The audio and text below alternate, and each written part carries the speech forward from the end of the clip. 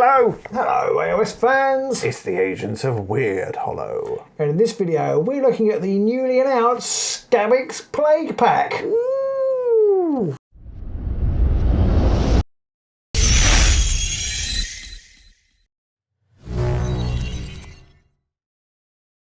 Nurgly Skaven.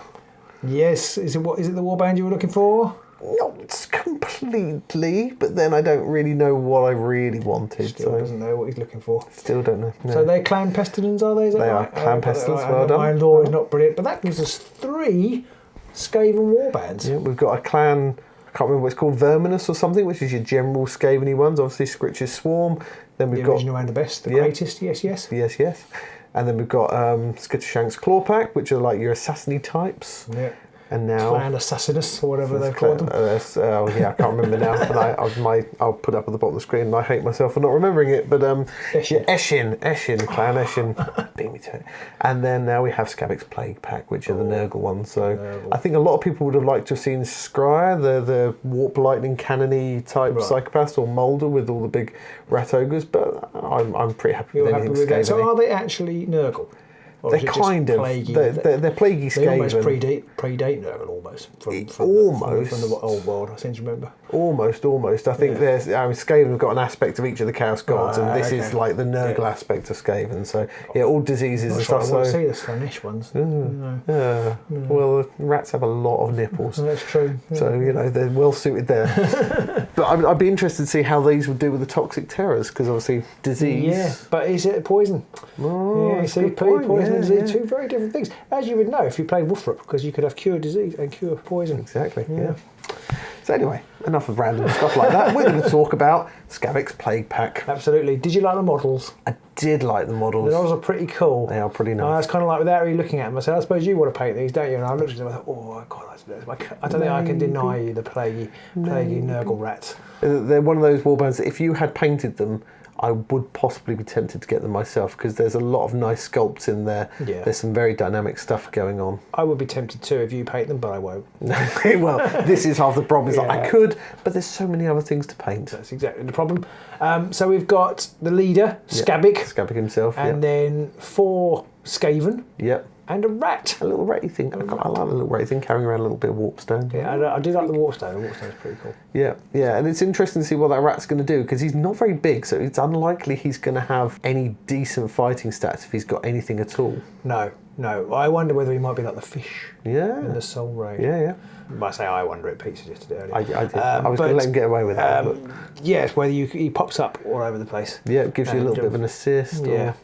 Because I think he's too small to be like your Furious George level of minion. It's just a rat. With Furious George, at least he's got a knife. He could corrupt stuff because he's got that warpstone, so maybe you could run into places and corrupt stuff. But I kind of feel like, much like the Hungry Skaven and the other rats from Spikeclaw's Swarm, that perhaps he can pop up in different places. Kind of like almost. I almost feel like if they hadn't given him a name, I definitely think that's what he was going to do. Yes. Like a nameless rat just popping up. But now he's got a name. He's got a name. He's dead. I mean, I guess they could all be called Skritter. I guess they could all be called Skritter, because one rat's the same, isn't he? It's true. A bit like the Hungering Skaven. There's lots of Hungering Skaven. So we've got Rabidus, Skench, Itchit, Poxlick, and Ricket. Which, if there's anything to be drawn by that, is that Games Workshop really struggled to come up with names. Yeah, they're not the most inventive names. And we are not going to call them those things, are we? No, we are not. No, we are not. We're gonna. I don't know what we're going to call them. I mean, one of them's obviously going to be called Rickets. Rickets, yeah. But yes, I thought they were Robinus. Robinus Stench. Yeah. Happens sometimes after curry. Can do.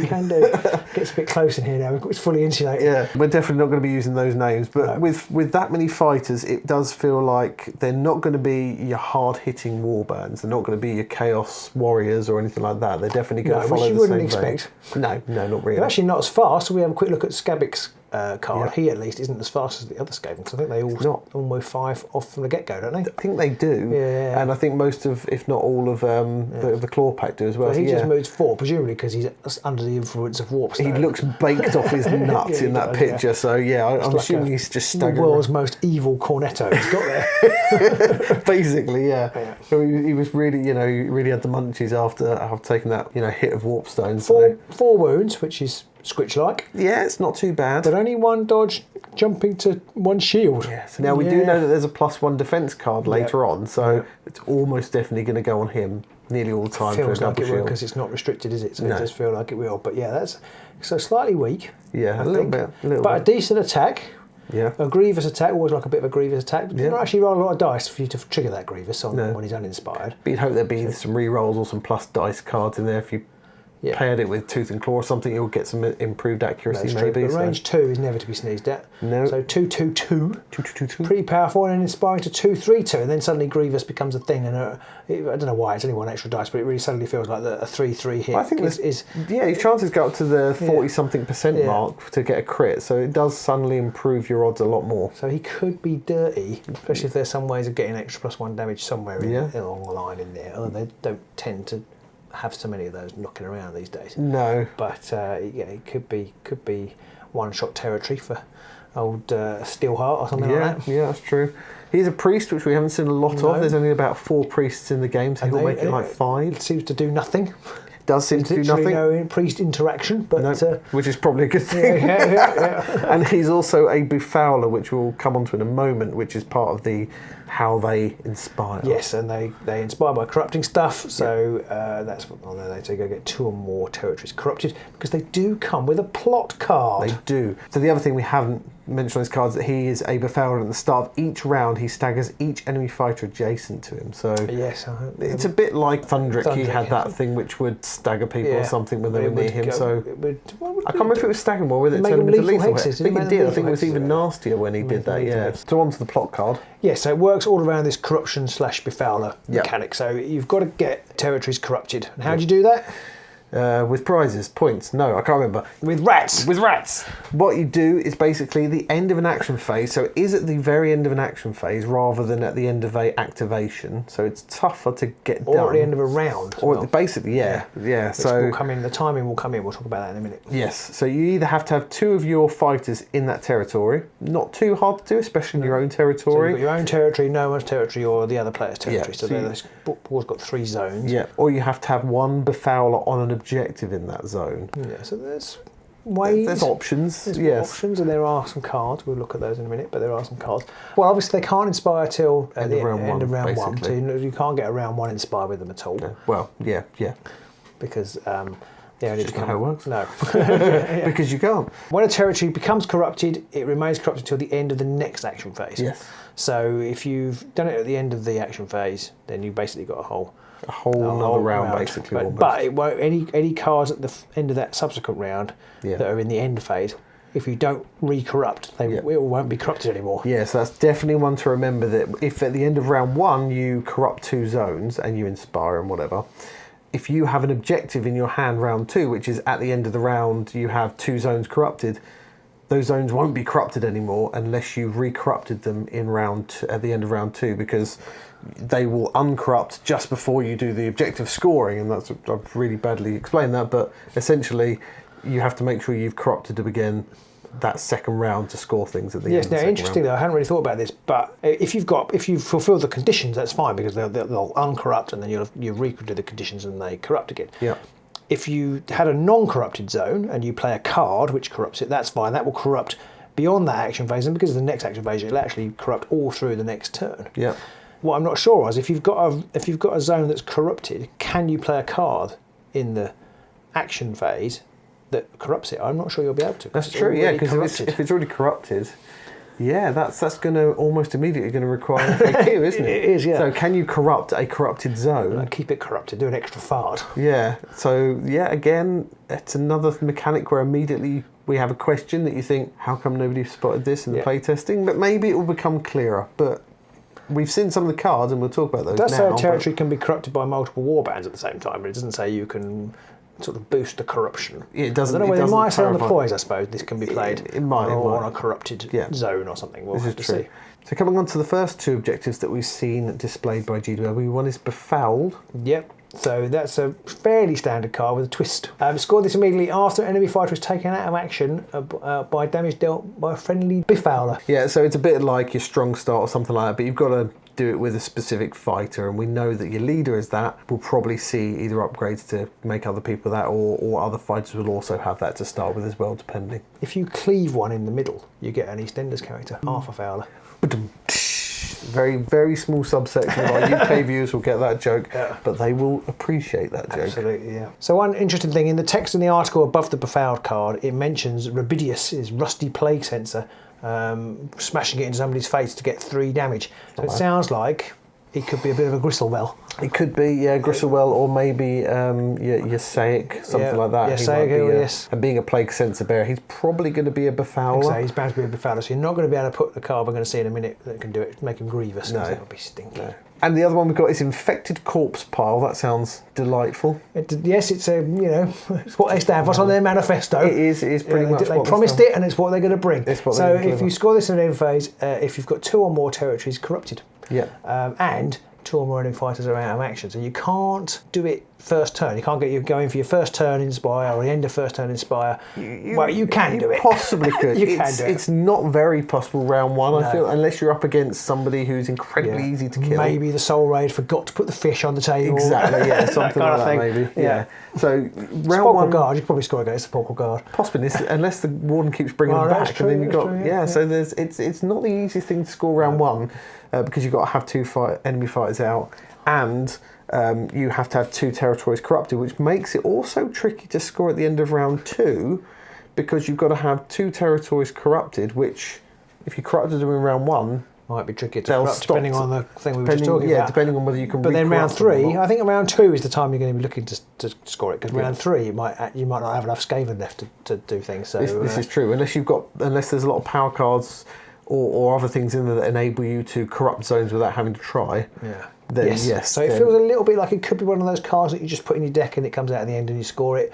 But equally, there is some difficulty there, perhaps. So we'll have to see what other cards go with it, I think, before we can judge. Then we move on to some of the Gambits and the upgrades they've shown us. The first one's Move. Move is a pretty basic card, just enables you to make a fighter make a move action. Well, they're good cards. They're worth their weight in gold. They can Action be. economy being the thing of Underworlds. They can be. Free move is pretty good. Especially if you want to get people in at the very last moment to corrupt that centre field or something like that. Exactly. Getting someone to sprint across the board right at the end could be a game changer, potentially. Could be. Yeah. It's you've got to have your leader alive. Yes. Because it's restricted and it is a minion only, so you can't use it to move your big guys. Yeah. Another minion only card is Pestilent Blessing. Now this is restricted to priest rather than the leader. Yeah. Which is kind of interesting because maybe there'll be extra priests, and we'll see a card in a minute that can make extra priests. And when we say it's limited to priests, you can only use it if you have a priest on the board. Yes, not that you can only play on priests. You can only you choose a minion, but only a priest can. You have to have a priest alive to use it. Yeah.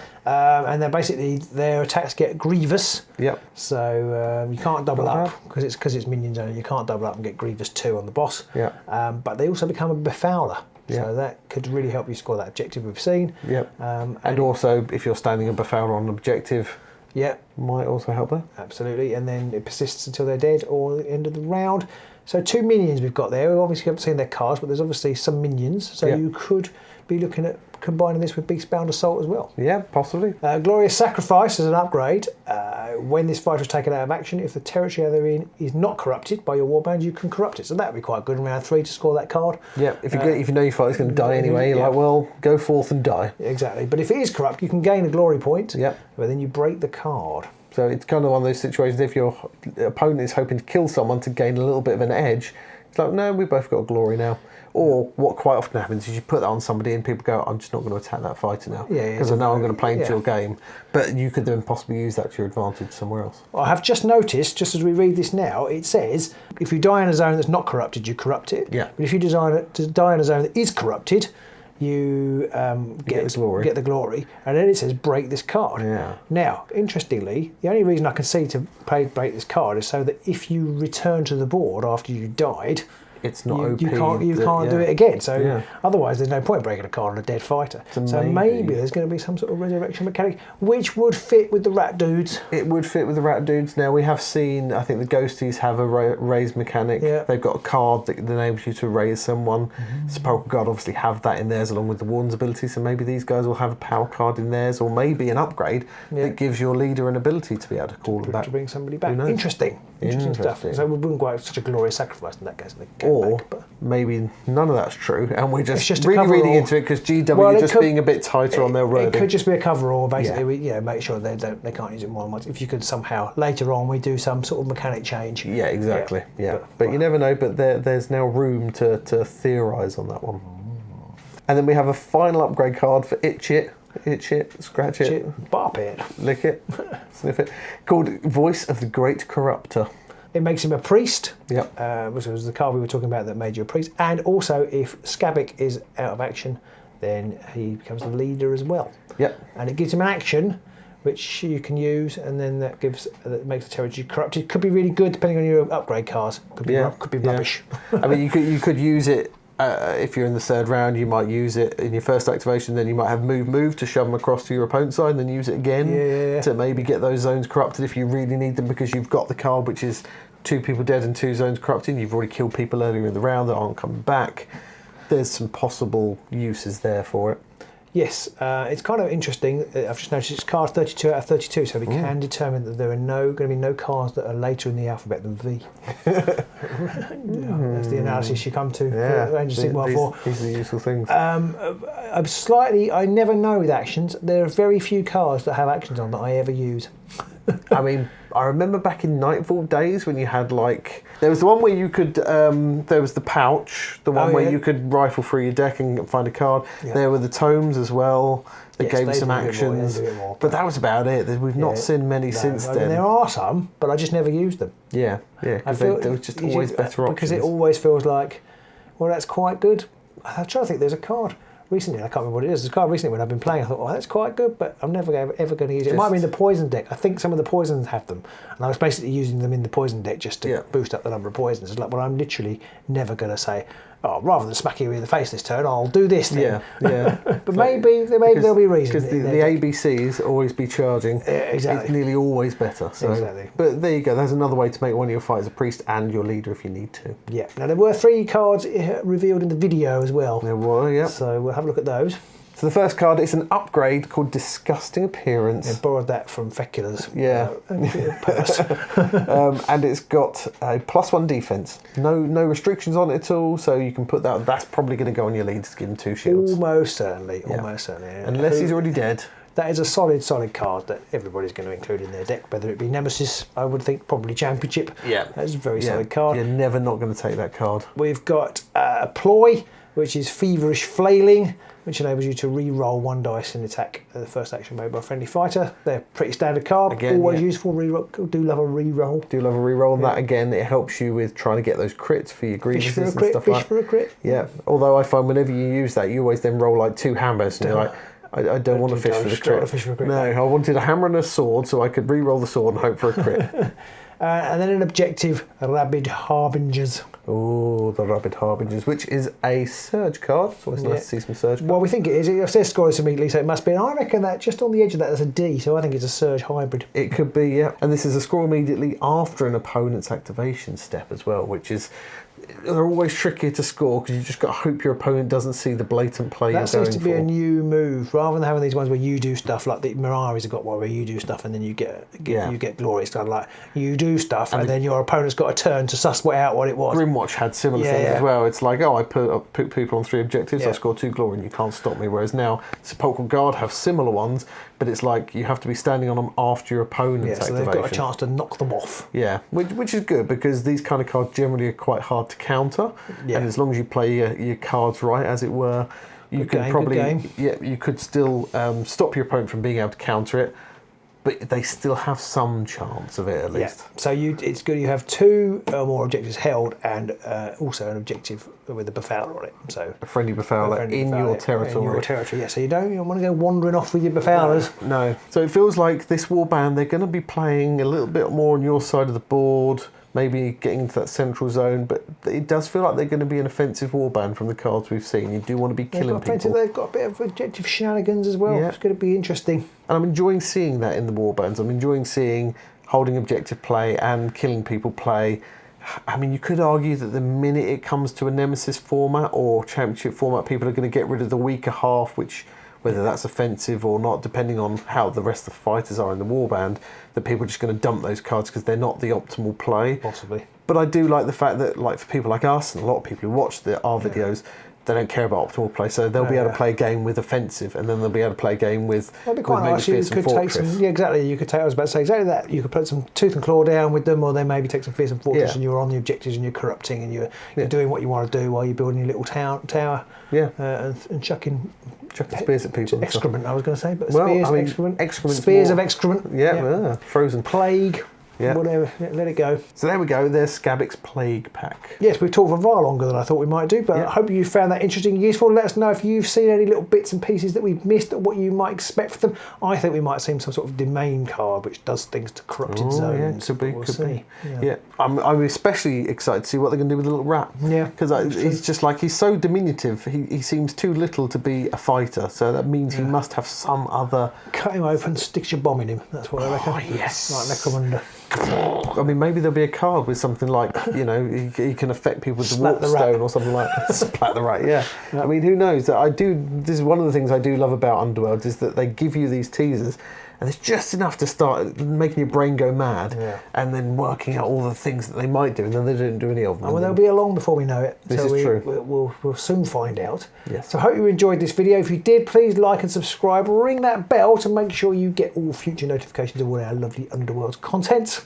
Yes, and also check us out on Patreon. We do lots of videos on there, which are Patreon only specifically, and we are going to be running a tournament near the end of this year in September, and all our Patreon supporters will get a discount on the tickets for our Nemesis event. You can also join our Discord as well, where we have everybody in there having a chat about all the games we like to play, all that kind of stuff. It's really good fun. So we'll see you soon in the Wyrdhollow. Bye!